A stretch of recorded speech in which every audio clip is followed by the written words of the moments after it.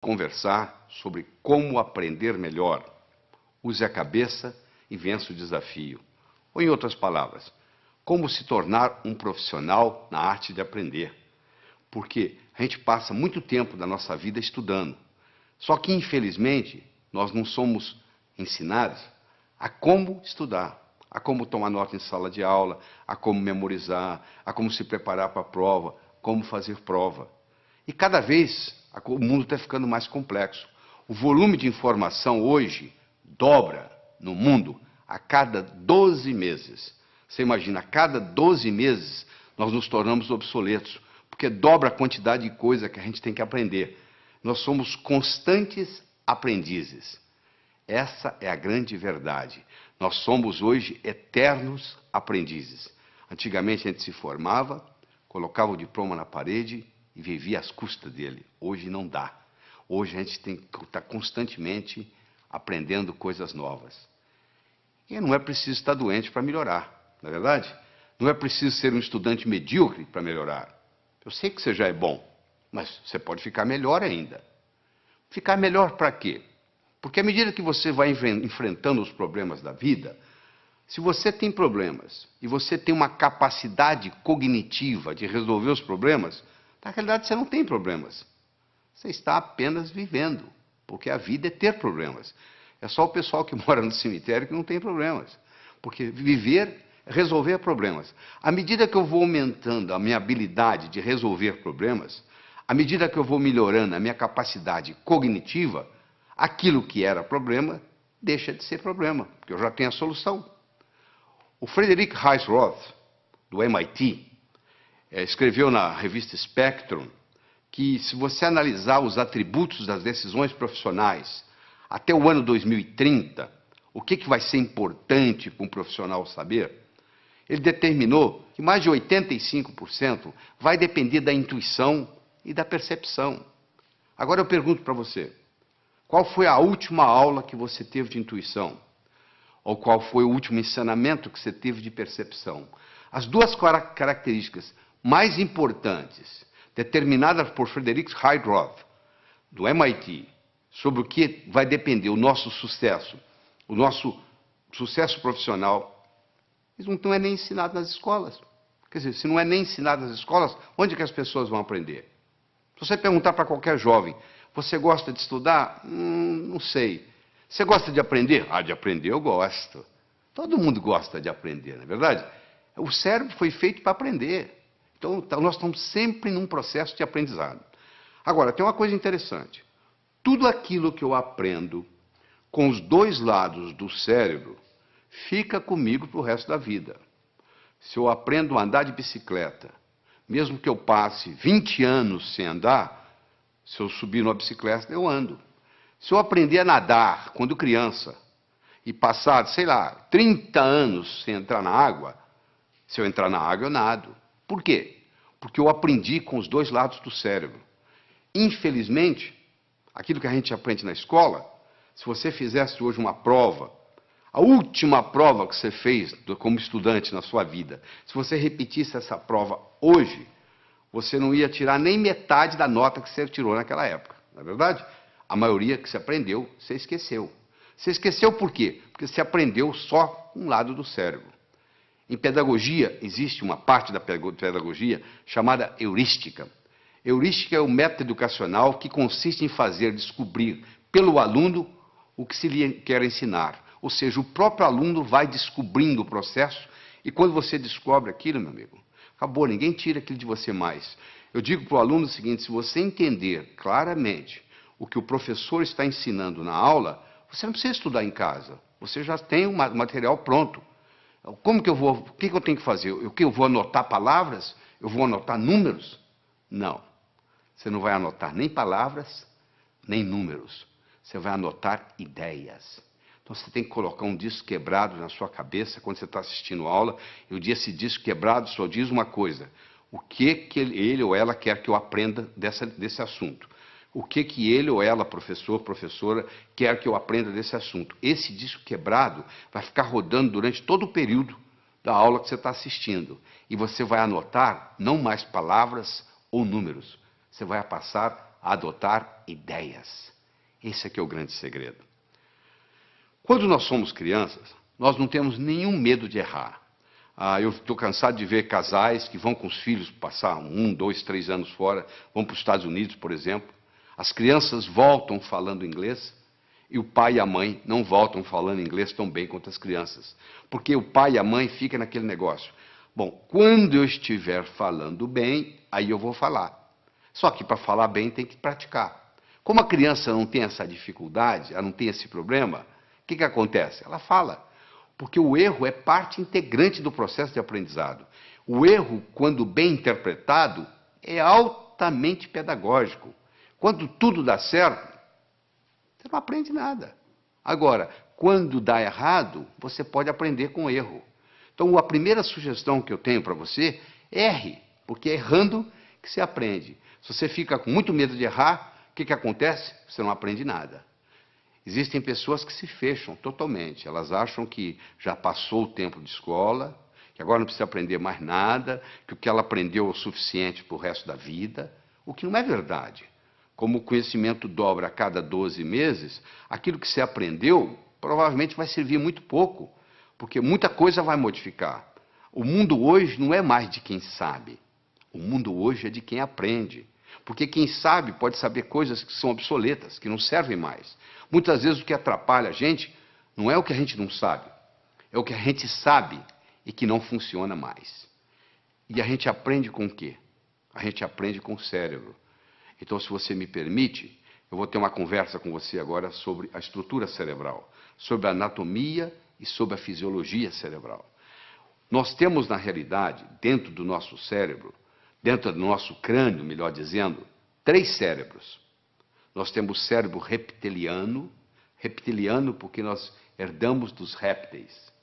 Temos o cérebro neomamífero, que herdamos dos mamíferos. E temos a neocórtex, que é a parte característica dos primatas superiores, dos animais superiores, como faz parte o homem. O cérebro reptiliano é o cérebro que dá inteligência física. É o seu coração bater, é o seu pulmão respirar. Isso faz parte do cérebro reptiliano. É a temperatura do seu corpo. Tudo isso é cuidado pelo cérebro, é o cérebro físico. Já o cérebro emocional, também conhecido com o nome de sistema límbico, ele cuida das suas emoções. E, finalmente, o neocórtex cuida da parte da cognição, cuida da parte cognitiva dos primatas superiores, que é o homem. Então, nós temos um domínio sobre os outros 2, teoricamente. Porque, muitas vezes, o cérebro emocional toma conta. É aquele indivíduo tranquilo, que não reage a nada, e, de repente, num trânsito, num dia de movimento, num engarrafamento, ele sai do carro dele e mata alguém. Aí ele teve o que se chama um sequestro amigdaliano. Ou seja, a amígdala dele, a amígdala cerebral, não é a amígdala da garganta, não. A amígdala cerebral, que é parte desse sistema emocional, tomou conta. É importante você entender isso, porque a parte emocional do cérebro, ela interfere na parte cognitiva. Ou seja, para nós pensarmos bem, nós precisamos da parte cognitiva em si e da parte emocional. Nós precisamos dos 2 componentes para fazer o pensamento. Antes a gente pensava que uma coisa era separada da outra. Hoje nós sabemos que não. O cérebro reptiliano nós herdamos dos répteis. O réptil não tem emoção. Se você tiver um jacaré ou uma serpente como animal de estimação, se você ficar 15 dias fora de casa, ela não vai ficar com saudades. Você não vai chegar e ela vai banar o rabinho como o seu cachorro faz. O seu cachorro não. Se você tem um cachorro, ele já tem uma estrutura límbica. Esse vai sentir saudades. Esse vai ficar alegre na hora que você chega. E o neocórtex, teoricamente, é para controlar tudo isso aí. Teoricamente, para controlar. Às vezes não controla. Esse neocórtex ele se divide em 2 hemisférios. O hemisfério esquerdo, que é lógico, que é matemático, que é verbal, que é digital, e o hemisfério direito, que é analógico, que é visual, que é intuitivo. É mais ou menos assim, um passarinho para voar precisa de 2 asas. Uma parte é racional, a outra parte é emocional. Fizeram estudos em 1940 e pouco, até deu O Roger Spear, que fez o estudo, ganhou o Prêmio Nobel de Medicina, mostrando que se você seccionar uma estrutura chamada corpo caloso, que separa o hemisfério esquerdo do direito, você vê que eles têm essas funções totalmente diferentes.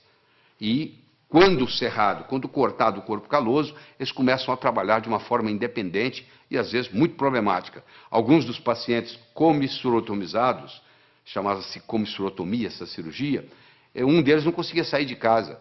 Ele abotoava a camisa com a mão direita, desabotoava com a mão esquerda, abotoava com a mão direita, desabotoava com a mão esquerda. Porque um cérebro não coordenava com o outro. No cérebro está armazenada a nossa inteligência, que nos diferencia dos outros animais. O que é inteligência? Eu estou perguntando para você agora. O que você acha que é inteligência? Qual seria a sua definição de inteligência? Deixa eu lhe dar uma definição de trabalho.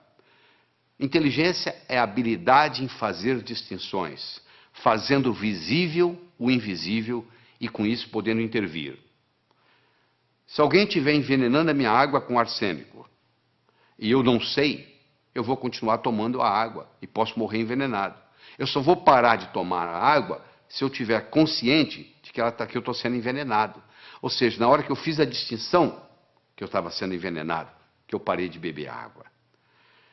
Aquele que pode ver o invisível pode fazer o impossível. O que eu quero dizer com isso?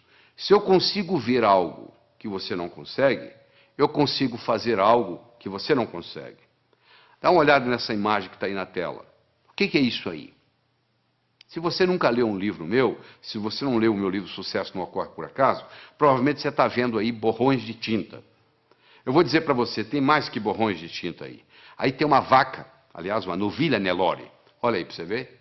Agora você viu, né? Sabe por que você viu? Porque eu lhe dei o referencial. Você está vendo as orelhas, os olhos, o focinho. Está aí a vaca. Agora que você viu, agora que você tem o referencial, agora eu posso tirar o referencial daí, eu vou tirar, continue olhando para os olhos da vaca. Olha que interessante, agora você consegue ver a vaca. Por que você consegue ver? Porque eu lhe dei um modelo antes de você olhar para a figura. Aí você olhou, você teve o referencial, e aí depois que você teve o referencial, você consegue ver independente do referencial. Ou seja, você ficou mais inteligente para ver essa figura. Você agora vai ver coisa que outros que não estão treinados não são capazes de ver. Howard Gardner, o professor de Harvard, que está lá há muitos anos, desenvolveu o conceito das inteligências múltiplas. Ele começou dizendo que havia pelo menos 7 inteligências, hoje já chega a 9. Eu quero discutir com você aqui as 7 inteligências iniciais de Howard Gardner. A primeira inteligência é a inteligência lógico-matemática, que, em geral, os homens têm um pouco mais desenvolvido que as mulheres. Você deve conhecer vários matemáticos famosos. Me cita algumas matemáticas famosas. Provavelmente você teria dificuldade, não é verdade? Em geral, os homens são mais racionais do que as mulheres. Até as mulheres reclamam. Meu marido é racional demais. Exatamente isso. Eu tive a oportunidade de escrever um livro, Como Passar no Vestibular. Esse livro eu estudei 18 jovens que tiraram o primeiro lugar no vestibular em diferentes capitais do Brasil. Eu estudei esses jovens e mostrei como é que eles faziam para tirar o primeiro lugar no vestibular. Você imagina que em 40 mil candidatos, uma pessoa tira o primeiro lugar. Essa pessoa, ela tem algo diferente. Você tem que analisar o que ela tem de especial, porque ela tem algo diferente. Então vamos analisar o que é. Existem várias características que eu vou ter a oportunidade de discutir com você aqui durante essa apresentação. Mas uma delas é que eles tinham uma inteligência lógico-matemática diferente. Ou seja, a capacidade de raciocínio era diferente. E a boa notícia é que nós podemos desenvolver a nossa capacidade lógico-matemática. Eu vou te mostrar mais tarde como que isso é feito. Howard Gardner mostrou que a segunda inteligência que nós temos é a inteligência corporal. Um atleta, por exemplo, um atleta de Olimpíada, tem uma inteligência corporal superior à média. Os homens, em geral, têm uma inteligência corporal superior às mulheres. O recordista de 100 metros, hoje, não é uma mulher, é um homem. Ou seja, o homem tem uma força física maior, uma velocidade maior, uma estrutura óssea mais resistente. etc, etc, etc. Isso é uma inteligência corporal, que claro que pode ser melhorada se você tem os nutrientes apropriados para isso. Falando em nutrientes, já que nós estamos aqui como aprender melhor, eu quero fazer um comentário sobre o ômega 3. Está aí mostrando aí o livro famoso do Dr. Stoll, professor de Harvard, The Omega 3 Connection. Ele mostrando o seguinte, a importância do ômega 3 para o cérebro. Uma parte do nosso cérebro, aquela parte do sistema límbico, os neurônios, tem como principal nutriente o ácido graxo ômega 3. Infelizmente, na dieta ocidental, hoje nós temos 20 vezes mais ômega 6 do que ômega 3. E o ideal seria ter no máximo 3 para 1, e nós temos 20 para 1. E isso causa uma série de problemas, inclusive problemas de aprendizagem na escola. Muitos alunos têm problema de aprender na escola porque tem excesso de ômega 6 ou deficiência de ômega 3 no cérebro. Então, a pessoa que ingere maior quantidade de ômega 3 tem a facilidade de aprender mais. Se você tem filho que está na escola, pode checar isso. Se o seu filho começar a fazer uma dieta onde aumenta a ingestão de ômega 3, ele vai melhorar na escola. Outra coisa importante sobre alimentação que eu gostaria de conversar com você é o ovo. Existe um mito, nada mais do que um mito, de que o ovo aumenta colesterol. Isso não é verdade. Não existe nenhum trabalho científico mostrando que o ovo aumenta colesterol.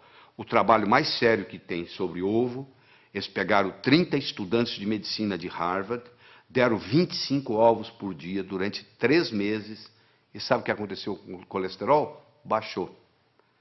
O ovo é o segundo alimento mais completo. O primeiro alimento mais completo é o leite materno. O segundo é o ovo. O ovo só não tem uma coisa, vitamina C. O resto dele é completo. Então, se você quer melhorar a sua capacidade de aprender, passe a fazer um uso mais frequente de ovos. Claro que se você fritar o ovo, o que vai causar problema não é o ovo em si, mas a fritura. Então, se você ingerir um ovo frito, se causar algum problema, não é por causa do ovo. Não culpe o ovo. Não tem nada a ver com o ovo, é a gordura que você está fritando. E eu gostaria de, en passant, fazer um comentário aqui, que hoje existem as chamadas smart drugs. Existem hoje medicamentos, claro que você tem que procurar seu médico, conversar com seu médico sobre isso, mas existem hoje medicamentos que são capazes de ajudar a aumentar a inteligência. Hoje, com a neurociência, mostrou-se vários nutrientes cerebrais que podem aumentar a inteligência, a capacidade de raciocínio, a concentração. Tudo isso pode ser feito, claro que tem que ser feito sob orientação médica. Eu não vou citar aqui nenhum medicamento, você procura o seu médico, conversa e diz, ó, fiquei sabendo que existe uma coisa chamada smart drugs. Ou melhor, entra na internet, entra no Google e digita lá smart drugs, que você vai ver que existe uma série de ingredientes, hoje específicos, para você aumentar a sua capacidade cerebral, fazer prevenção de Alzheimer, e etc, etc, etc. Bom, vamos voltar aqui à nossa inteligência. Nós já falamos de inteligência lógico-matemática, já falamos de inteligência corporal. Eu gostaria agora de falar de duas que, reunidas, formam o que se chama inteligência emocional, que é a intrapessoal, que é de você para com você, e a interpessoal, que é de você para com os outros, ou seja, a sua inteligência comunicativa. A inteligência intrapessoal feminina é superior à inteligência intrapessoal masculina. As mulheres têm uma intuição superior aos homens, as mulheres têm uma percepção superior aos homens, as mulheres têm uma vida intrapessoal mais rica do que nós homens. Isso está provado. As mulheres também têm uma inteligência interpessoal superior, ou seja, a capacidade de se comunicar, por várias razões. Primeiro que desde criança, para obter o que querem junto aos irmãos mais fortes fisicamente, elas já tinham a capacidade de persuasão. E segundo que elas têm uma inteligência linguística superior aos homens. Uma menina de 3 anos tem um vocabulário muito superior a um menino de 3 anos. Ou seja, as mulheres têm uma inteligência linguística, e isso superior aos homens, e isso facilita no processo da comunicação. A próxima inteligência é a inteligência musical, que é mais ou menos equilibrada entre homem e mulher. E, finalmente, a sétima inteligência que eu quero mencionar aqui é a inteligência espacial, que o homem tem superior à mulher. A mulher ficava na caverna, o homem ia trabalhar De metrô? Não. De ônibus? Não. Ele ia andando. Onde que era o escritório dele? Na selva. Ele ia caçar. Todo dia no mesmo lugar? Não. Um dia ia para o norte, outro para o sul, outro para o leste, outro para o oeste. E de noite ele tinha que voltar para casa. E ele tinha que sair fora dos inimigos. Ele tinha que tomar cuidado para não confundir a caverna dele com a dos outros. Então ele desenvolveu esse senso espacial. Tanto é que quando o seu marido vai passear com você de carro e ele se perde, e você diz para ele assim, ô bem, para ali no posto e pergunta. Ele fala, não, eu sei onde eu estou. Até que ele se dá conta que ele não sabe. Aí ele fala o seguinte, eu vou parar e você pergunta, tá? Porque é uma vergonha o homem não saber voltar para a caverna. Então nós conversamos até agora sobre as 7 primeiras inteligências de Howard Gardner. A lógico-matemática, a corporal, a intrapessoal, a interpessoal, a linguística, a musical e a espacial. Agora eu quero conversar com você sobre como você aumenta essas inteligências. No processo de aprender, tem 3 modos básicos. Ou a gente aprende olhando, ou a gente aprende escutando, ou a gente aprende fazendo. Nem todo mundo aprende do mesmo modo. Tem pessoas que são visuais. Bate o olho, está resolvido. Tem pessoas que são auditivas, só precisa escutar. E tem pessoas que precisam fazer. Então você pergunta assim, tomar nota em sala de aula é bom ou ruim? Eu falo, depende do seu tipo de aprender. Se você é o tipo sinestésico de aprender, tomar nota em sala de aula vai te fazer uma diferença enorme, porque você tem que estar anotando. Agora, se você é do tipo visual ou do tipo auditivo, já não faz muita diferença. Olha que interessante. Às vezes uma família tem uma criança, um filho, todo mundo na família sabe que aquela criança é super inteligente. E a criança não se dá bem na escola. E vem reclamações, etc. e tal. E aí eles taxam que essa criança tem o que se chama de learning disability. Ou seja, tem uma dificuldade de aprendizagem. Só que essa criança, muitas vezes, ela é sinestésica. E o sistema ensinado na escola, em geral, é audiovisual. O professor, a professora, o que fala, escreve lá no quadro. E essa criança é inquieta, porque ela tem que fazer, ela é sinestésica. E ela não aprende. Não é porque ela não tem a capacidade de aprender, é porque o sistema de ensino não está apropriado a ela. Não é uma learning disability, é sim uma teaching disability. Esses que não estão sabendo ensinar. Existem testes, você pode fazer teste, eu tenho livros sobre a comunicação global, no último capítulo tem um teste, você pode olhar, você faz um teste em 10, 15 minutos, você tem uma ideia, se você é mais visual, se você é mais auditivo, se você é mais sinestésico. E isso faz uma diferença enorme. Às vezes você está aprendendo do modo errado. Às vezes você não é um estudante brilhante, porque você está tentando aprender num canal diferente daquele que é característica sua. Eu quero falar sobre uma outra coisa muito importante aqui. É sobre o movimento dos olhos. Você já percebeu que à medida que você vai conversando, os seus olhos estão movimentando em todas as direções? Pois é. Basicamente, nós podemos colocar os nossos olhos em 9 posições diferentes. Você pode olhar para cima, para a esquerda, para o centro, para a direita. Você pode olhar na horizontal, para a esquerda, para o centro, para a direita. Você pode olhar para baixo, para a esquerda, para o centro, para a direita. Bom, vamos tirar as posições centrais, porque não tem nada a ver com a nossa aula aqui hoje, com a nossa conversa aqui hoje. Sobram 6 posições. 2 para cima, 2 na horizontal, 2 para baixo. Não é verdade? Todas as vezes que você movimenta os seus olhos para cima, você ativa a parte visual do cérebro. Toda vez que você move os seus olhos na horizontal, você ativa a parte auditiva do cérebro. E toda vez que você olha para baixo, para a sua direita, você ativa a parte sinestésica do cérebro. Então, se eu, por exemplo, quero recordar algo, qual foi a cor da camisa que eu usei domingo passado? Pode ver que na mesma hora meu olhar vai subir. Vai subir para quê? Para procurar a cor da camisa.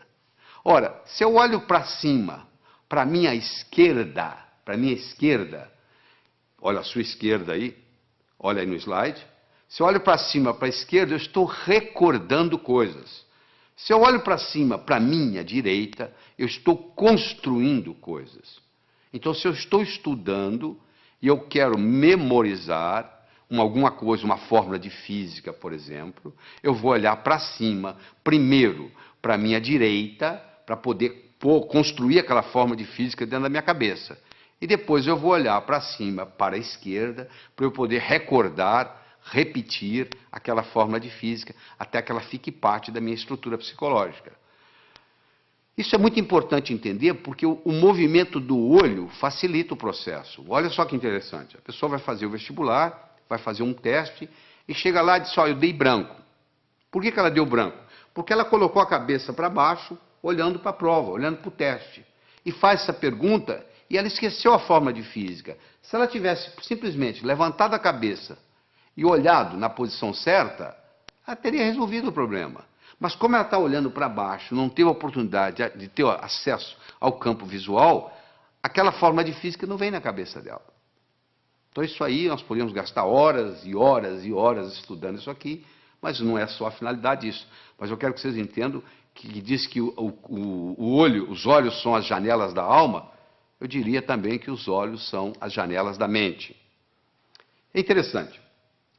Todos os estudos feitos até agora, em todos os países onde foi feito, não existe nenhuma correlação entre a nota que se tira na escola e o sucesso que se tem na vida.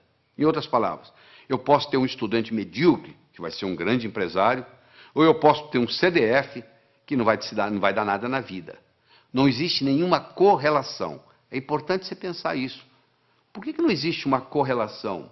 O Dr. Richt fez isso nos Estados Unidos e provou que não havia nenhuma correlação, e outros repetiram esses estudos no mundo todo. Por que não existe? Porque talvez a escola esteja ensinando coisas que não têm muita aplicabilidade. Eu digo sempre o seguinte, às vezes o que cai na prova não cai na vida. Quer dizer, você estuda aquilo de uma forma para fazer na prova, e depois não tem nenhuma aplicabilidade na vida. O homem não constrói fora de si nada que não tenha dentro de si. Se eu não tiver um conhecimento pragmático para executar, às vezes o conhecimento que eu tenho ele é abstrato, ele é um conhecimento do pescoço para cima, ele não tem muito impacto na minha vida. Eu adoro uma analogia que eu faço, que é do indivíduo atravessando um cabo de aço de um prédio para o outro. O que precisa? 3 coisas. Eu preciso querer, se eu não quiser, eu não ando. Eu preciso saber, se eu não souber, eu vou cair. E eu preciso de cabo de aço. Eu posso querer, eu posso saber, mas se não houver cabo de aço, não tem jeito. Tem muita gente querendo ganhar dinheiro, sabe ganhar dinheiro, mas não surge a oportunidade. Então, o nosso desempenho, ele vai depender da nossa motivação, ele vai depender da nossa competência, ele vai depender da nossa oportunidade. A motivação é o querer, a competência é o saber, e a oportunidade, no caso aqui, é o cabo de aço. Então, você, para ser um bom estudante, você tem que estar motivado. Só motivado não adianta. Tem muita gente motivada, mas desmotiva logo, porque não tem a estratégia, não tem a competência de desenvolver o processo. Então, não tem um modelo. Então, deixa eu falar para você de modelo. Imagine que eu desse para você de presente agora uma pérola. Você não ia ficar segurando essa pérola na mão, você ia colocá-la no bolso, não é verdade? Daqui uma semana eu me encontro com você pela segunda vez, e lhe dou uma segunda pérola. De novo, você coloca ela no bolso. Daqui 15 dias eu vou lhe dar uma terceira pérola, e você vai colocá-la no bolso. Daqui 6 meses, eu vou me encontrar com você e vou perguntar assim, onde é que estão as pérolas que eu lhe dei? Você vai responder mais ou menos assim, a primeira, eu coloquei no criado mudo, a arrumadeira lá em casa não viu, jogou no lixo. A segunda, eu esqueci no bolso da calça, a calça foi para a lavanderia, voltou sem pérola. E a terceira eu escondi de mim mesmo, guardei tão bem guardado que eu não sei onde eu coloquei. Não é verdade? Se eu desse para você, antes de lhe dar a pérola, eu desse para você um fio de nylon e orientasse você para colocar as pérolas no fio de nylon, você ia fazer um colar. Se você colocasse esse colar no pescoço, e daqui 6 meses eu me encontrasse com você e perguntasse onde estão as pérolas que eu lhe dei, você ia dizer, estão aqui, eu fiz delas um colar. Meus amigos, você que está aí assistindo, olha só, as pérolas são ideias. O cemitério está cheio de gente que teve boas ideias. Ou não fez nada com elas, ou estragou a vida. Eu já vi muita gente estragar a vida por causa de uma boa ideia. Se eu tiver uma boa ideia, mas não tiver um modelo por trás, é um desastre. Então, a melhor definição que eu conheço de educação é a seguinte, educação é aquilo que fica depois que você esqueceu tudo que você aprendeu. O que fica? Ficam modelos. Tá bom? Eu vou demonstrar isso para você agora. Você vai olhar essa figura que está aí na tela, Você vai concentrar nesses 4 pontinhos que está entre os 2 olhos, os 2 corações aí. Eu quero que você olhe aí fixamente por 30 segundos, sem piscar os olhos. Quando eu falar 1, 2 e já, eu vou passar o slide. Aí você vai piscar os olhos 3 vezes. Combinado? Continua olhando fixamente para a tela. Atenção. 1, 2 e já! Pisca os olhos. Isso, eu vou lhe dar uma chance, não fique tranquilo. Eu vou lhe dar mais uma chance, tá? Você vai focar aí, foca. Quando eu falar 1, 2 e já, eu vou passar o slide e você pisca os olhos 3 vezes. Combinado? Atenção. 1, 2 e já! E aí, o que você viu? Você está vendo a imagem de Jesus Cristo? Mas essa tela está em branco, não tem nada. Você está tendo uma experiência de uma realidade virtual. Isso que está acontecendo aí, uma realidade virtual. Mas se você não tivesse visto antes esse slide, você não ia ver essa realidade virtual. Ou seja, eu tive que primeiro criar no seu cérebro um modelo de contraste para depois você poder ver isso. Entendeu como é que funciona a coisa? Então, quando eu tenho um modelo, fica fácil eu identificar. Eu vou confirmar isso agora com você. Escolha qualquer número, pode escolher o que você quiser. Pega um papel, uma caneta para você fazer esse exercício, se for o caso. Eu quero que você escolha qualquer número entre 17 e 77. Quero que você acrescente 7 a esse número. Acrescentou? Muito bem. Eu quero que você multiplique a soma por 2. Então você vai escolher um número entre 17 e 77, você vai acrescentar 7, você vai multiplicar a soma por 2, dessa soma você vai subtrair 4. Aí agora você divide o resultado por 2. Então você escolheu o número, você acrescentou 7, você multiplicou a soma por 2, você subtraiu 4 e você dividiu o resultado por 2. Agora você subtrai o número original. Subtraiu? Pois é, você sabe qual é o resultado? Não precisa falar não que eu já sei. 5. Sabe por que eu sei? Porque eu criei um algoritmo cujo resultado dá 5. Você quer ver? Olha só, eu criei um algoritmo assim. Você escolhe um número X, você acrescenta 7 a esse número, tá certo? Aí você pega esse resultado, x mais 7, multiplica por 2, dá 2x mais 14. Você pega esse 2x mais 14, você tira 4, dá 2x mais 10. Você pega esse 2x mais 10, divide por 2, dá x mais 5. Você tira o número original, que é x, o que sobra? 5. Não é mágica, não, isso é tecnologia. O resultado vai dar 5, não tem nenhuma dúvida. Então, eu criei um algoritmo cujo resultado é 5. Do mesmo modo que eu posso criar um algoritmo para ter sucesso profissional, e o resultado vai ser sucesso. Então, quando eu tenho um algoritmo, quando eu tenho um programa testado, e eu coloco aquilo na minha estrutura psicológica, o resultado é muito simples. Quer ver? Eu vou fazer mais um teste com você. Eu quero que você conte quantos triângulos você consegue ver nessa figura. Eu sei que tem triângulos aí, os mais variados. Ó. Tem o triângulo AG, AGB, tem o BHC, e assim vai. Se nós pudéssemos ficar aqui uma meia hora conversando, você ia começar a descobrir triângulos para cá. Você diz, peraí, tem um triângulo aqui que é o ADB que eu não contei. Ih, peraí, tem o AEB. Olha, vai aparecendo, vai aparecendo, vai aparecendo. E eu quero saber se hoje o salário seu desse mês depende de você descobrir quantos triângulos tem aí. E eu vou obter resultados diferentes, dependendo do aluno que tiver, ou quem estiver fazendo isso. Mas se eu lhe der um modelo que eu vou dar agora, olha só que bonito. Nós temos 10 triângulos simples. Olha lá, o triângulo AGB, BHC, CHI, CID, DIJ, DJE, EJF, EFA, AFG e chega no AGB. Ou seja, você conta, tem 10 triângulos simples. Muito bem. Tem 10 triângulos duplos. O que é triângulo duplo? Eu tenho um triângulo que é o AHB, que é um triângulo duplo, ele tem 2 dentro dele. Eu tenho um triângulo que é AFB, ele também é duplo. Em cada base eu tenho duplos. Se eu tenho 5 bases, 5 vezes 2, 10, eu tenho 10 triângulos duplos. Eu tinha 10 triângulos simples, agora eu tenho 10 triângulos duplos. Eu tenho 5 triângulos grandes, como o ADB, como o BEC. E assim vai, você vai como CAD, são triângulos grandes, são 5. Então eu tinha 10, com mais 10, 20, com mais 5, 25. Eu agora tenho os chamados triângulos triplos. O ABC é um triângulo triplo, o BCD é um triângulo triplo. E cada triângulo triplo, no seu oposto, ele tem um outro triângulo. O triângulo triplo ABC tem o AJC, olha aí. O triângulo triplo BCD tenho o BFD. Isso, como eu tenho 5, 5, 10. Então eu tenho um total de 10. Eu tenho 10 simples, 10 duplos, 5 grandes e 10 triplos. Eu tenho 35 triângulos. Mas eu perguntei quantos triângulos você conseguia ver nessa figura. Se você olhar a letra A, dentro dela existe um triângulozinho. Então a resposta certa seria 36. Isso não é pegadinha. Esse cuidado com a pergunta que é feita. Por isso que muita gente não passa no vestibular. Parece que a pergunta é pegadinha. Não. Quantos triângulos você consegue ver nessa figura? Dentro da letra A tem um triângulo, que é aquele triângulozinho que você está vendo lá.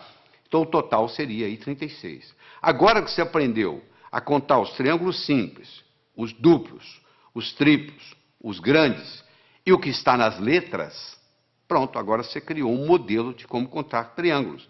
A sua inteligência para contar triângulos aumentou. Você deve estar perguntando, mas o que isso tem a ver? O que eu vou fazer na vida se eu aumentei minha inteligência para contar triângulos? Não, eu estou dando um exemplo. Do mesmo modo que você aumentou a sua capacidade de contar triângulos, se eu lhe der modelos outros, que nós vamos estar dando aqui durante essa apresentação, isso vai melhorar tremendamente o seu estudo. Eu mencionei que eu escrevi um livro chamado Como Passar no Vestibular. Esse livro foi fruto de um trabalho onde eu trouxe a São Paulo 18 jovens que tiraram o primeiro lugar no vestibular em diferentes capitais do Brasil. Eu trouxe 19 professores de cursinho, com pelo menos 15 anos ensinando gente a passar no vestibular, e vários vestibulandos, primeiro aluno de turma de grandes cursinhos em São Paulo. Durante 12 horas, nós respondemos apenas uma pergunta. O que faz um jovem passar em primeiro lugar no vestibular? E depois de toda essa análise, nós descobrimos 3 coisas básicas que existem em todos os que passam em primeiro lugar. Primeiro é a autoconfiança. Só a autoconfiança não faz você passar no vestibular. Sem autoconfiança, você não passa no vestibular. Então, nós vamos ensinar a desenvolver a autoconfiança. Isso é importante. Aquele branco que dá na prova, muitas vezes, é falta de autoconfiança. Então, a autoconfiança é fundamental. Todos esses jovens que passaram em primeiro lugar no vestibular tinham confiança de que iam passar no vestibular. Essa é a primeira coisa. Segundo, todos eles tinham motivação para estudar. O vestibular não era um obstáculo, era uma etapa. Porque a visão deles estava lá na frente. O que eles iam fazer depois de formado? Eles já estavam pensando lá na frente. E aquele vestibular era nada mais, nada menos do que uma etapa, e não um obstáculo. E todos esses 18 jovens que tiraram o primeiro lugar, eles tinham estratégia em tomar nota em sala de aula, estratégia em se preparar para a prova, estratégia em fazer prova, estratégia em estudar em casa, tudo isso, estratégia em ler, estratégia em memorizar, todos eles, sem exceção, usavam mnemônicos, usavam um processo de memorização, provando que todos nós temos uma ótima memória. Às vezes nós não sabemos usar essa memória. A Helen Keller, que, como você sabe, era surda, era cega, e etc, etc, etc, e acabou sendo uma grande escritora, eu recomendo você ler a biografia de Helen Keller, que é fabulosa, ela tinha uma frase famosa que ela dizia assim: jamais alguém concordará em rastejar se sentir um impulso para voar. Todo ser humano tem um impulso para crescer, faz parte do espírito humano. A pessoa nunca chega e fala, eu quero piorar. Todo mundo está querendo melhorar, não é verdade? Você, eu, todos nós estamos querendo melhorar. Agora, que infelizmente, uma pequena minoria consegue isso, que a maioria navega na vida, a deriva. Por quê? Porque lá na escola, o professor não soube ensinar a pessoa como estudar. Porque já que você vai estudar tantos anos, já que você vai depender de tudo isso, da leitura, tanto tempo, nós brasileiros lemos numa velocidade muito lenta. Nós temos um problema muito grande com leitura. E eu vou ter a oportunidade de discutir isso aqui com você. Mas deixa eu começar a desenvolver com você a inteligência lógico-matemática.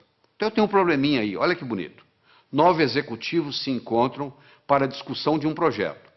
Antes da reunião se iniciar, eles se cumprimentam, cada um apertando a mão de todos os outros. Eu quero saber quantos apertos de mão ocorreram. Esse é um problema simples que já caiu no vestibular. É uma coisa simples. Você tem 9 executivos, cada um vai apertar a mão do outro, e eu quero saber quantos apertos de mão. Por onde você começa? Bom, então vamos ver? Coloque-se lá dentro. Você é um deles. Ora, se são 9, você é um dos 9. Você não vai apertar a mão de você mesmo. Você vai apertar a mão de 8. Não é verdade? Ora, se você vai apertar a mão de 8, cada um vai apertar a mão de 8. Ora, se são 9, cada um apertando a mão de 8, 9 vezes 8, 72. Só que quando eu aperto a sua mão, você aperta a minha.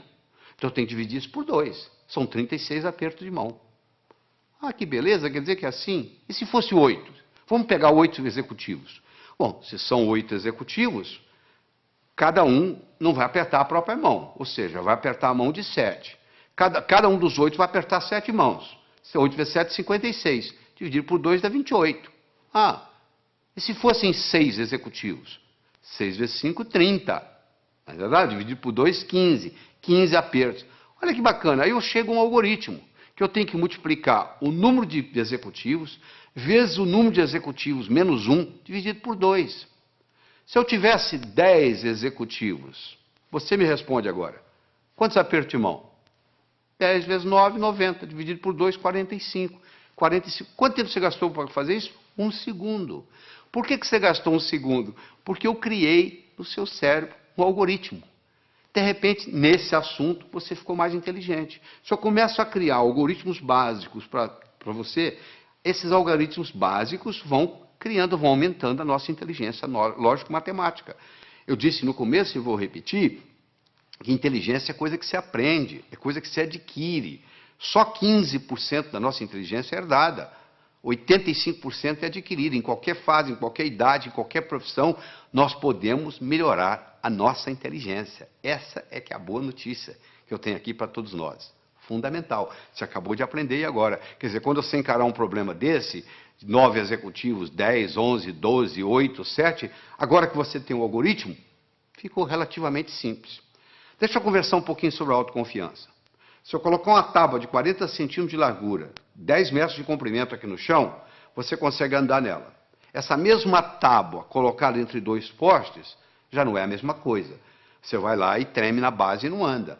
Fazer a prova sozinho em casa é uma coisa. Fazê-la no dia do teste, no dia do concurso, no dia do vestibular, é outra coisa muito diferente. É mais ou menos assim, em casa eu estou andando com a tábua no solo. E lá no dia eu estou andando com a tábua lá em cima. Então tem muita gente que se assusta, porque quando chega na hora do teste, chega na hora da prova, chega na hora do vestibular, chega na hora do concurso público, treme na base. Porque é como se estivesse andando na tábua lá em cima. Então essa parte é muito importante. No atletismo é a mesma coisa. Às vezes o jogador perde o jogo, às vezes o time perde o jogo, porque o jogador não tem autoconfiança. Ele teve uma briga com a namorada, entra em campo psicologicamente mal, cai o nível de rendimento, faz uma besteira, e ali começa aquela história, e dali para frente você já viu o que acontece.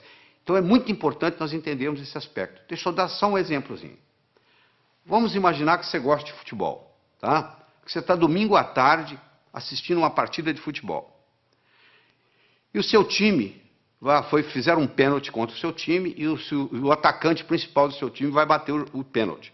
E ele bate o pênalti, só que a bola pega na trave. Se você observar esse atacante, nos próximos 10 minutos, ele joga mal. Por que ele joga mal? Porque ele fica ruminando aquilo, poxa, perdi uma oportunidade de fazer meu time ganhar, poxa, perdi o pênalti. Então, até ele se recuperar daquilo, leva um tempo. Imagina você está fazendo uma prova de 80 perguntas. Você tem 4 horas para terminar a prova. Você encara o primeiro problema. Você fica 7, 8 minutos no problema e não consegue resolver. Sabe como é que a sua autoestima faz? Vai lá no pé. Pronto, a sua autoconfiança acabou. O resto da prova você já não tem o mesmo desempenho mental. Olha que interessante. Para fazer prova existe estratégia. Você quer estratégia? Você lembra quando você era criança, você jogava vareta? Soltava as varetas na mesa? Qual que você pegava primeiro? A mais fácil. E depois? A mais fácil. E depois? A mais fácil. Você não ia buscando a mais fácil? Então, na prova é a mesma coisa. Você tem que pegar a prova e dividir ela em questões A, B e C. A são aquelas perguntas que você sabe responder. B são aquelas que você sabe responder, mas que vai dar um pouco de trabalho. E C são aquelas que você não sabe se vai responder. Você responde às A's, marca as B's e pula as C's. Aí quando você terminar as A's, você já fez bastante ponto, a sua autoestima já está elevada, você vai e resolve as B's. Se sobrar tempo, você vai encarar as C's. E se não der, você então entra com a estratégia de chutar. Você entendeu? Mas é uma estratégia simples, é a estratégia de jogar vareta. Mas uma pessoa que não tem essa estratégia simples na cabeça, ela encara uma prova, um concurso, ela pensa que tem que responder na ordem, 1, 2, 3, 4, 5, 6. Por azar, ela pega uma pergunta que é difícil para ela, que ela não sabe a resposta, e ela perde ali 6, 7, 8 minutos e sai dali desanimada, já a autoestima já lá embaixo. Olha o impacto que tem. Uma explicação simples dessa, olha a contribuição que faz para você, olha a diferença que isso faz. Vamos continuar no nosso processo lógico-matemático? Então eu tenho mais um probleminha para você. Olha aí. Um comerciante comprou uma cadeira por $70. Vendeu-a logo em seguida por 80. Comprou de volta a mesma cadeira por 90 e vendeu-a novamente por 100. Quanto foi o lucro dele nessa transação? Então ele comprou a cadeira por 70, vendeu por 80. Comprou a mesma cadeira por 90, vendeu por 100. Eu agora vou dar um tempinho para você. Você vai ter que me responder aí o que você acha. Quanto que ele ganhou ou perdeu nessa transação? Primeiro você vai decidir se ele ganhou ou se ele perdeu. E quanto foi? Ele comprou por 70, vendeu por 80, comprou a mesma cadeira por 90, vendeu por 100. Ele ganhou ou perdeu? Bom, eu faço isso nos meus cursos e eu obtenho 3 tipos de resposta. Que ele ganhou 10, que ele não ganhou nada e que ele ganhou 20.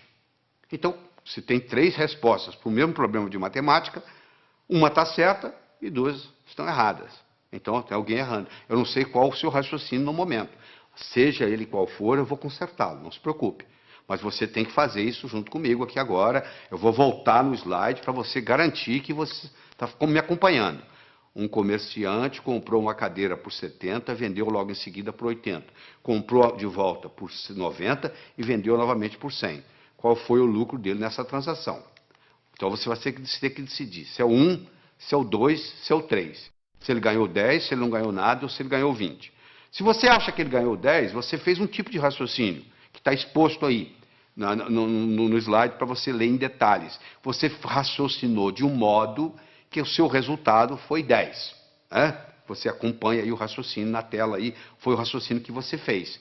O comerciante comprou uma cadeira por 70, vendeu por 80, teve um lucro de 10. Ele comprou novamente a cadeira por 90, após ter vendido por 80, perdendo, portanto, os 10 que ele ganhou. E ele então vendeu por 100, após ter comprado por 90. Portanto, o lucro foi de 10. Esse é o raciocínio de quem acha que é 10. Tem gente que pensa diferente, tem gente que pensa que não houve lucro. Ele pensa que se ele vendeu por 80, após ter comprado por 70, ele ganhou 10. Ele então perdeu 20, comprando-a de volta pelos 90, que originalmente ele tinha comprado por 70, ele perdeu 20. Ele então ganha 10 vendendo por 100, e, portanto, ele chega à conclusão que ele não ganhou nada. Então, esse é o que diz que ele não ganhou nada. E tem aquele seguinte, olha só. Se ele comprou a cadeira por 70 na primeira vez e comprou por 90 na segunda, ele desembolsou 160 no total, não foi? Se ele vendeu a primeira vez por 80 e vendeu a segunda por 100, ele, na realidade, recebeu 180. Ora, se ele desembolsou 60 e desembolsou 160 e recebeu 180, quanto que ele ganhou? Ele ganhou 20. É só você imaginar que você tem um bolso para comprar e um bolso para vender. O que sai e o que entra. Olha que interessante. Se eu tivesse dito para você assim, um comerciante comprou uma cadeira por 70, vendeu por 80. No mesmo dia ele comprou um relógio por 90, vendeu por 100. Quanto que ele ganhou? Você não teria nenhum problema em responder. Ele ganhou 10 da cadeira, ganhou 10 no relógio, ganhou 20. Como eu falei que era a mesma cadeira, eu já compliquei a sua vida. Olha o que a linguagem faz na vida da gente. A linguagem pode facilitar o nosso processo ou pode complicar o nosso processo. Você acabou se complicando apenas por um processo linguístico. Isso é um problema de vestibular, caiu em vestibular já justamente confundindo, parecendo uma pegadinha. Na realidade, não é pegadinha. Isso aí é para mostrar o raciocínio e mostrar a influência que tem. Então, uma pessoa pode muito bem melhorar sua capacidade de raciocínio. Eu tenho aqui 4 pilares do raciocínio.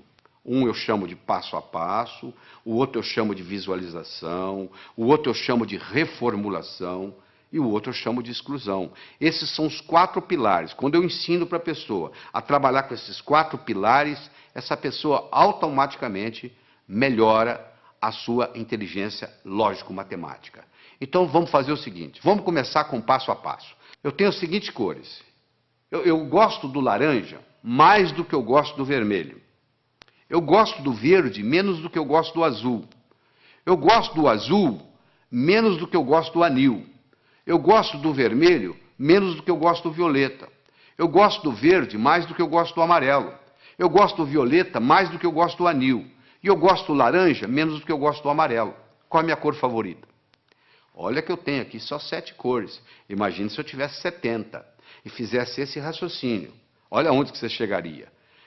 Você pode começar a trabalhar nisso aí, se você vai ficar, tem gente que leva meia hora, 1 hora e não consegue chegar à conclusão, porque não pegou o modelo ainda. Eu vou lhe ensinar o modelo, você vai resolver isso em 10 segundos. Porque é muito simples, olha como é que o modelo é simples. A primeira está escrita assim, eu gosto do laranja mais do que do vermelho. Então laranja passa a ser a minha cor favorita. Eu vou procurar onde é que tem laranja. Vai lá no 7 tem laranja. Lá está dizendo que eu gosto mais do amarelo do que do laranja. O amarelo passa a ser a minha cor favorita. Eu vou procurar onde tem amarelo. Eu vou lá no 5, tem amarelo. Eu gosto do verde mais do que do amarelo. O verde passou a ser a minha cor favorita. Vai lá no 2, onde está o verde. Olha lá. Eu gosto do verde menos do que do azul. O azul passou a ser a minha cor favorita. Eu vou onde tem azul. Eu vou lá no 3, tem azul. Eu gosto do azul menos do que eu gosto do anil. Anil passou a ser a minha cor favorita. Eu vou lá no 6, olha lá. Eu gosto de violeta mais do que eu gosto de anil. Violeta passou a ser a minha cor favorita. Eu vou lá no 4, onde tem violeta, e confirmo. O violeta gosto mais do que o vermelho. Com a conclusão que eu cheguei, a minha cor favorita é o violeta. Olha que bacana. Na hora que eu criei esse esquema, pronto, agora ficou fácil. Eu tenho um modelo, sabe por quê? Eu aprendi a pensar passo a passo. Esse é um jeito, é aprender a pensar passo a passo. Você já deve ter aprendido o teorema de Pitágoras, né?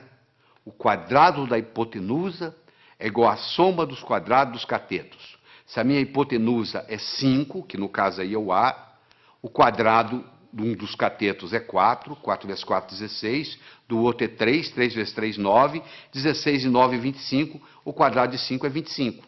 Não é isso? E daí? O que eu vou fazer com esse? O quadrado da hipotenusa é igual à soma dos quadrados dos catetos.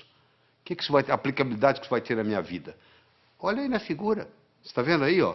Está aí a hipotenusa, que são 25 quadrados. Um cateto, que é o B, é 4, dá 16 quadrados. O outro é 3, dá 9. 16 e 9, 25. Se eu estou numa arquitetura, numa construção, eu quero construir 2 salões que correspondem a um terceiro. Olha aí, se eu uso isso aí, está resolvido o problema. Olha a aplicabilidade que isso tem. Agora que você visualizou, você entendeu a aplicabilidade, agora você tem motivação para aprender. Então, uma coisa é o passo a passo, outra coisa é a visualização. O terceiro pilar do pensamento é a reformulação. Quanto que é 2/3 de uma metade? Você sabe?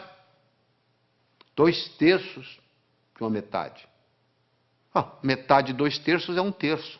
Então, você reformulou, mudou a ordem e resolveu. Às vezes você não resolve o problema porque você não está sabendo reformulá-lo. Você reformulou, você está numa prova, reformula o problema. Às vezes você não resolve daquele jeito. Você tem dificuldade em dizer quanto é 2/3 de uma metade, mas você não tem dificuldade em dizer quanto que é metade de 2/3. Falou? E, finalmente, nós vamos conversar sobre o pilar da exclusão. Eu tenho aqui um probleminha muito simples. Você vai pegar os números 1, 2, 3, 4, 5, 6, 7, 8, 9. Vai colocar nesses 9 quadrados que estão aí. De tal forma que, se eu somar na horizontal, somar na vertical ou somar na diagonal, tem que dar 15. Não interessa como eu somar, tem que dar 15. Poxa, complicado? Não, não é complicado. Quer ver como é simples? Primeiro, qual que é o quadrado mais importante? O do meio. Porque ele participa da vertical, ele participa da horizontal, ele participa da diagonal. Ele é o que mais participa de tudo. Então, se eu resolver esse problema aí, eu resolvo praticamente 90% do problema. Qual o número que eu vou colocar aí? Eu não posso colocar o 1. Porque se eu colocar o 1, vai ter um lugar que vai ter 2, 1 e 2, 3, para 15, 12. Eu não tenho 12. Eu não posso colocar 1, não posso colocar o 2, porque o 2 também vai ter um lugar que tem 1. Eu não posso colocar o 3. Por que eu não posso colocar o 3? Porque se eu colocar o 3 aí, vai ter um lugar que tem 1. 3 e 1, 4. Para 15, 11. Eu não tenho 11. Eu não posso colocar o 4, porque se eu colocar o 4 aí, vai ter um lugar que vai ter 1. São 5. Para 15, 10. Eu não tenho 10. Eu posso colocar o 9? Não. Se eu colocar o 9 aí, tem um lugar que vai ter 8. 9 e 8, 17. Já passou de 15. E se eu colocar o 7? Também não pode. 9, 7, 16, já passou de 15. E se eu colocar o 6? 9, 6, 15. E o que sobra para o outro? Eu não tenho 0. Então eu vou excluindo, você chega à conclusão que só tem um número para colocar aí, é o 5. Aí na hora que eu coloquei o 5 aí, ó, a coisa fica muito simples. Você pode fazer você mesmo aí, você vai ver aí que se você somar na horizontal, somar na vertical, somar na diagonal, o resultado dá sempre 15. Eu comecei o problema, você fala, isso eu não consigo fazer. Não consegue, não. É porque você não tinha parado para pensar no processo da exclusão. Agora você tem um pilar da exclusão, da visualização, da reformulação, do passo a passo, e aí o processo vai. Então, nós já falamos, é importante você levar em consideração a motivação. Como é que você motiva? Você fica olhando a sua meta. E é uma coisa, gente, preparar para o vestibular, preparar para concurso, preparar para a vida, não é uma corrida de 100 metros, é uma maratona. Você conversa com um maratonista, a estratégia é bem diferente de correr 100 metros. Porque o maratonista, ele sabe que vai demorar a corrida. O corredor de 100 metros sabe que vai acabar logo. Eu acho que eu tenho que aprender para a vida. Eu tenho que manter isso na minha memória. E o que acontece com a maioria dos estudantes? Aprende, esquece, aprende, esquece, aprende, esquece. E diz assim, minha memória é ruim, a memória não serve para nada. Não é só a memória que é ruim, é porque você não sabe usar a sua memória. Deixa eu lhe ensinar 3 segredos. A memória gosta de movimento. Uma coisa é eu pensar num cachorro parado, outra coisa é pensar num cachorro correndo. É totalmente diferente. Aquelas memórias que você tem na sua mente, elas estão lá na forma de filmes e não na forma de slides. Se você memoriza coisa parada, você esquece. Se você memoriza em movimento, você vai se lembrar sempre. Segundo, existem estudos mostrando que o professor que trabalha com giz de 2 cores aumenta em 19% o desempenho da classe que ele está lecionando. Porque você usando mais de uma cor, você estimula outras áreas do cérebro. Se você trabalha só com preto e branco, você está trabalhando com a área esquerda, o seu hemisfério esquerdo do cérebro. Se você trabalha com colorido, outra cor qualquer, você está trabalhando com o lado direito. Então você procura estudar com a caneta de pelo menos 2 cores. Terceiro, você tem que exagerar. Uma coisa é você pensar num cachorro, outra coisa é você pensar num cachorro do tamanho de um elefante. Ora, se eu vou guardar uma fórmula de física, eu imagino a fórmula de física do tamanho de um prédio. Eu coloco ela na minha cor favorita e eu ponho ela piscando. Aquilo nunca mais sai da minha cabeça. Eu vou memorizar um telefone, eu imagino os números do tamanho de um prédio. Eu imagino os números coloridos, eu imagino os números piscando. Pronto, aquilo ali memoriza. Então não existe a história de memória ruim. Todos temos uma boa memória. Se você tem um carro novinho e você não sabe dirigi-lo, ele não vai ter nenhuma utilidade para você. Você não vai culpar o carro. É a sua habilidade de dirigir que tem que melhorar. A sua memória não tem problema nenhum, só que você não sabe usá-la. Isso é diferente. Então ela gosta de movimento, ela gosta de cores, ela gosta de exagero, ela gosta de mnemônicos. Todos esses jovens, 18 jovens que eu estudei, que tiraram o primeiro lugar no vestibular, todos eles, sem exceção, trabalhavam com mnemônicos. Você quer ver um mnemônico simples? 30 dias tem abril, junho, setembro e novembro. De 28 só há 1, todos os demais 31. Pronto. Se o mês tem 30 ou tem 31 dias, está aí para você na tela aí, o mnemônico para você olhar. Então você tem que criar seus próprios mnemônicos, um jeito de você fazer para facilitar a sua memória. Todos os 18 jovens não só trabalhavam com mnemônicos, mas trabalhavam com fichas de revisão. Eles faziam verdadeiros baralhos, baralho de física, baralho de química, baralho de biologia, e eles iam colocando aquilo ali, fazendo toda noite antes de dormir, eles faziam uma revisão. A medicina mostra que os últimos 20 minutos, o que você vivencia nos últimos 20 minutos antes de dormir, rumina na sua cabeça a noite toda. Se você estuda o dia inteiro, vai assistir televisão e vai para a cama, o que vai ruminar não é o que você estudou durante o dia, é a televisão que você assistiu. Então você estuda o dia todo, vai, assista a sua televisão merecidamente, volta à mesa de estudos, estuda mais 10, 15 minutos, aí você vai para a cama, aí você vai passar no concurso, você vai passar no vestibular, porque você está ruminando a noite toda aqueles 15 minutos de revisão, e aí vem a hora da revisão. Você tem que ter como se fosse você vai ter que ter um fichário, como se fosse um baralho mesmo, um baralho de física, um baralho de química, um baralho de biologia, e você passa o olho ali, vai passando o olho. Repetição é a mãe do aprendizado, não é verdade? Como é que você aprendeu a andar? Você levantou, caiu, levantou, caiu, levantou, caiu, até que um dia você andou. Então é muito importante você entender isso. É muito importante você colocar ritmo e rima, é muito importante você... o contexto. É fundamental o contexto. Você não tem ideia do contexto. O contexto é assim, quer ver? Onde é que eu coloquei a chave? Onde é que eu coloquei aquela chave? Você não consegue se lembrar. Aí, de repente, você entra naquele quarto. Coloquei ali. Porque você entrou no contexto onde estava a chave. Ora, se eu estou lá na prova, eu estou tentando lembrar aquela fórmula de física, eu não consigo lembrar a fórmula de física, não consigo me lembrar, aí eu fecho os olhos, me transporto para a minha mesa de estudos, lá onde eu estudei aquela fórmula, de repente vem na cabeça. Isso é um truque espetacular para a memória. E outra coisa importante é a respiração ajudando na memorização. Nós desenvolvemos uma respiração que eu digo assim, inspire em 4, segure em 4, solte em 4. Por quê? Porque naquela posição que você fica para estudar ou para fazer prova, depois de um certo tempo, o oxigênio no seu cérebro começa a cair.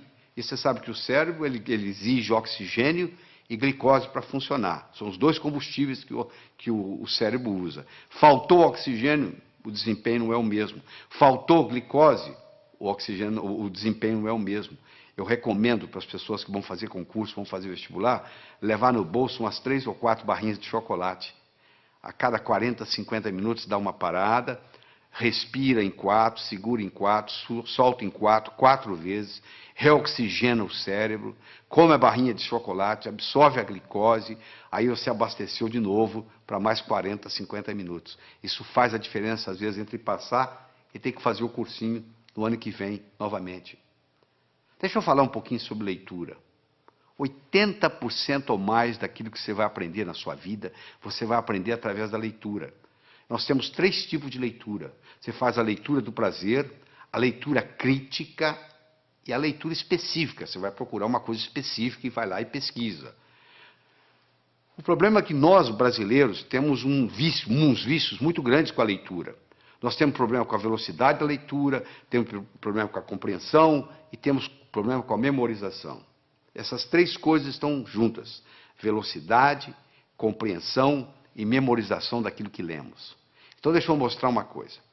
Primeiro, a gente aprende a ler palavra por palavra, não é verdade? Nós aprendemos a ler palavra por palavra e aprendemos a ler em voz alta. Aí nós começamos a ler em voz alta e os nossos pais dizem assim, não, para, você já leu bastante, lê agora em voz baixa. Só que você diminui o som, mas continua lendo com a garganta. Esse fenômeno recebe o nome de subvocalização. Só que a nossa garganta não permite falar mais do que 180, 190 palavras por minuto. Se você lê com a garganta, e a maioria lê, porque se você colocar uma pessoa lendo em silêncio e colocar um eletrodo aqui na área da laringe, você vai perceber que à medida que ela vai lendo, ela vai ativando a laringe. Se você tem esse vício de subvocalização, você está limitado a 190 palavras por minuto. Olha que interessante. O nosso cérebro chega a pensar 1000 palavras por minuto. Se a nossa garganta só trabalha com 190 palavras por minuto, ou seja, se eu sou limitado a ler 190 palavras por minuto, e o meu cérebro é capaz de pensar 1000, eu passo a maior parte do tempo fazendo o quê? Divagando. Eu fico desatento. Por incrível que pareça, quando eu aumento a velocidade de leitura, eu aumento a minha capacidade de concentração. Existe um outro vício na leitura, que é o chamado de regressão. O meu olho está sempre voltando, está sempre voltando, está sempre voltando, e eu perco um tempo danado nisso. Esses processos, então, o palavra por palavra, o subvocalização, a regressão, são problemas que prejudicam intensamente a nossa velocidade de leitura. Então, eu vou recomendar a você aqui, para você pegar o jeito. É como andar de bicicleta, você tem que colocar a rodinha primeiro, você vai virar o livro de cabeça para baixo, e você vai ler com as mãos, usando a mão como orientação, e ler de cabeça para baixo. Só para você pegar o jeito, você pegar a mecânica, e no pegar a mecânica, aquilo faz uma diferença.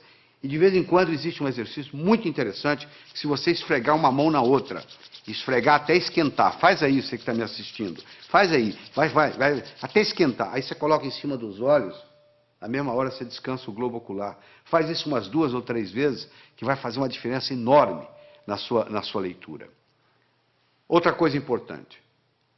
Anote, não palavras, nem números. Anote ideias. E como é que se anota ideias? Com aquele disquinho quebrado que eu ensinei. O que estão querendo que eu aprenda desse material? O que estão querendo que aprenda desse material? Use mapas mentais. O que é mapa mental? É desenvolvido por um psicólogo britânico, Tony Buzan. Ele vai às escolas britânicas, pega o último aluno da sala, em 2 meses ele faz ser primeiro colocado, ele já fez isso várias vezes, provando que funciona. Ele mostra que um modo de você anotar usando o mapeamento mental, chamado mind map, o mapa mental, é o modo como o cérebro aprende. Isso alavanca tremendamente. Você dá uma olhada aí no slide que eu estou projetando, você vai ver como é que é o mapa mental. Entra na internet, faz uma pesquisa de mind map, ou um mapeamento mental, e você vai aprender a fazer esse processo, como se fossem árvores com seus galhos. É importante você fazer ficha de revisão, fundamental. Às vezes uma ficha de revisão, você pode colocar tudo que você precisa, todo o conhecimento, naquela ficha de revisão. E só de você bater o olho ali, aquilo vai reforçando, vai reforçando, vai reforçando, e geralmente você faz isso antes de dormir. Repetição é a mãe do aprendizado. Você aprendeu a andar como? Levantou, caiu, levantou, caiu, levantou, caiu, até que um dia você andou. Outra coisa importante, o aprendizado é mais eficaz quando ele é divertido. Você tem que se divertir. Você não pode estudar de mau humor. Você tem que substituir suas anotações lineares por mapas mentais. Você tem que procurar trabalhar com pelo menos 2 cores diferentes. Você tem que associar sempre a teoria à prática. Você tem que fazer períodos de estudo de no máximo 50 minutos, com mais ou menos 12 minutos de descanso. Depois de 50 minutos, o rendimento cerebral cai tremendamente. Você continua a aprender, mas não retém. Faça resumo de ideias em fichas de revisão e revise-as diariamente. Todo esse processo está aí. Ó. É você aprender a aprender. Isso é que é importante. É aprender a aprender. Isso é que interessa. Porque depois que você aprendeu a aprender, você se torna o capitão do seu navio, meu amigo. Você aí, o limite, o céu é o limite. Você não vai depender mais de ninguém. Eu acredito que você tenha que assistir esse material de novo, de novo, de novo, escutar com carinho, voltar nos problemas, para poder se reter isso aí. Você precisa mais de uma vez estar exposto a esse material. Você precisa de algumas horas de voo. Eu vou contar uma história e aqui vou terminar essa nossa participação aqui, tá bem? Diz que uma vez, numa noite fria de inverno, 2 pássaros estavam empoleirados no galho de uma árvore. Um gavião e um pombo. O gavião então perguntou para o pombo: seu pombo, quanto que pesa um floco de neve? O pombo, sem querer conversa, laconicamente responde: praticamente nada.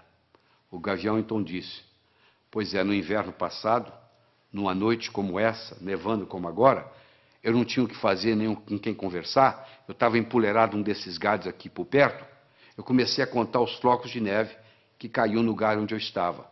Quando chegou em 2.515.223, o próximo floco que caiu, o galho quebrou.